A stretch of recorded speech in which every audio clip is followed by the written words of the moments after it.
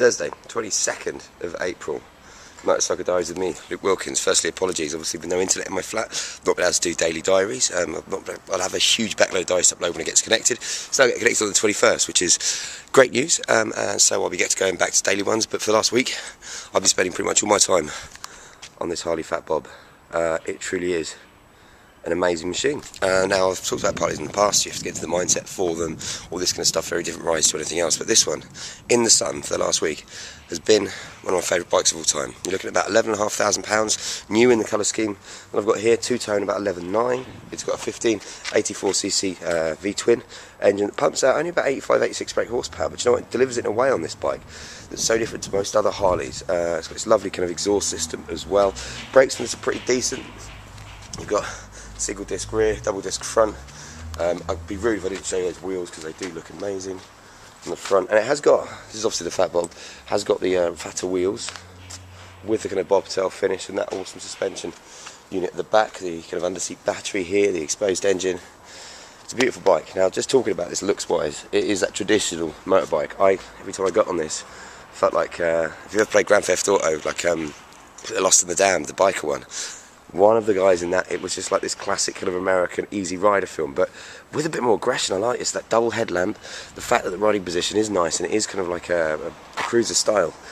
But the difference with this and a lot of other Harleys is it's really got a bit of grunt, you know. You can ride this in the sun, it's been beautiful. I've taken this down on the motorway to many different places, Oxford and back. I've taken it around town just to the shops. I've pretty much taken it everywhere, and I've probably done more miles on this bike than I really have, even than on tours and stuff like that. Because when the weather's like it is, beautiful and sunny, there's genuinely probably nothing I'd want to jump on more than this. I've had 3 bikes, you can see there. I've still got the V-Strom and the GSR 600, which are great bikes, and I've really enjoyed riding, but this is brilliant. I mean, just look at it. Okay, look at me, you know, wearing my leather jacket, my long hair.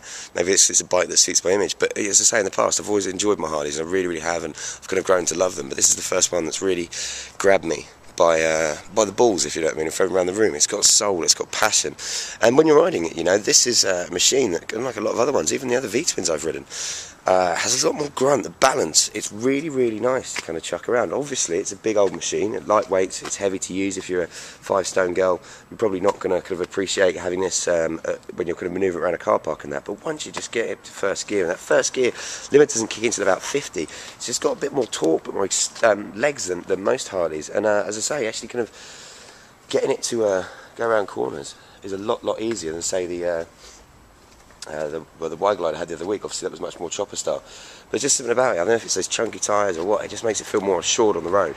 And yeah, I tell you what, I really would say that I consider getting this up there with something like a Triumph Thunderbird. Obviously the Thunderbird's got that more power, a bit more outrageous, but if you're looking for a bike to cruise around on, look cool, and it's got grunt, and it can handle the long distances, you're never going to be like kind of that bored, and I'm not going to lie, you feel like just amazing on.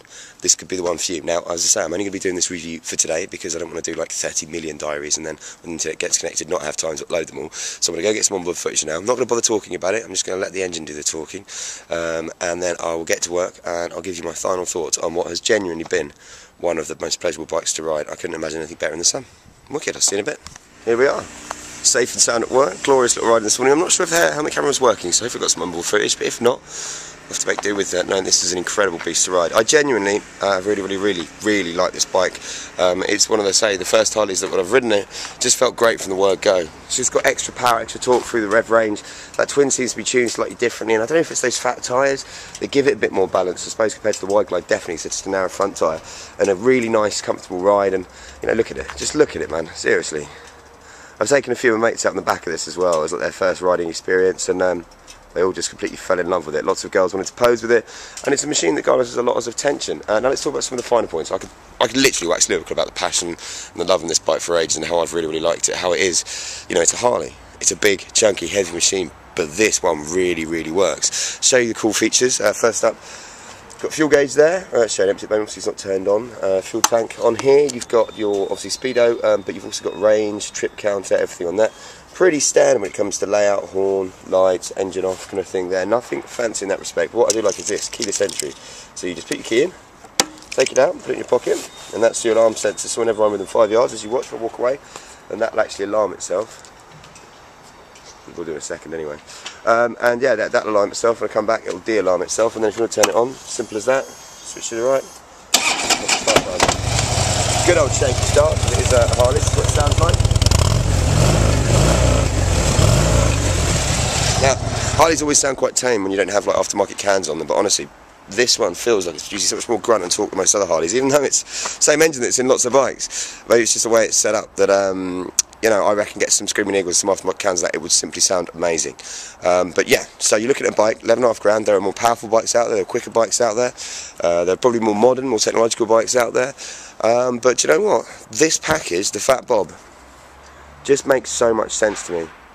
I really found a bike that I could genuinely, obviously apart from, you know, I've got that need for speed and everything, but just for riding on a daily basis, I'd love it, and I really would, and I could see myself really enjoying it. So Harley, big double thumbs up on the Fat Bob. If you are looking for a Harley, maybe, or you're looking for a cruiser from a sports bike, or you just want something that's got so much presence that will be fun to ride, and you can use pretty much every day. I mean, you're not going to take it on a track, but you know, you can keep up with some sports bikes on it. No, you couldn't. I'm not going to lie about that, but it feels like it's got the range and the legs. Then this is the thing for you. It's expensive, but the passion, the looks, the engineering on it as well, everything just comes together, and I am a huge Fat Bob fan. So for now, I'll see you later.